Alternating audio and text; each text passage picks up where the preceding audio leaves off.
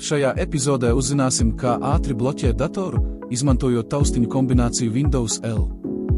Vai tev kādreiz ir bijusi situācija, kurā tu strādā ar datoru pie svarīga dokumenta?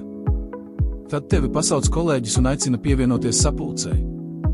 Vai zini, kas notiek, kad pēkšņi jāatstāj darbs un jāsteidzas uz sapulci? Daudzi vienkārši pieceļas un aiziet, atstājot datoru nepieskatītu. Tas nav droši. Ir ātrs un ērts veids, kā aizslēgt datoru, lai tavi dati būtu drošībā. Nav nepieciešams meklēt bloķēšanas pogu, ir ātrāks veids. Pirms dodies prom, vienkārši nospied Windows L. Ekrāns uzreiz tiks aizslēgts, un neviens cits nevarēs piekļūt tavam darbam. Atgriezies, ievadi paroli, un turpini strādāt tieši tur, kur pārtrauc. Izmēģini Windows L un pārliecinies, cik tas ir vienkārši un droši. Kļūt produktīvākam ir viegli. Sāc jau tagad.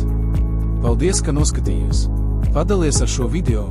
Novērtēsim, ja nospiedīsi īkšķi uz augšu un abonēsi kanālu, lai saņemtu citus vērtīgus padomus. Tev tas ir vienkārši, bet mums tas palīdzēs sasniegt vairāk cilvēku, kam šie padomi noderētu.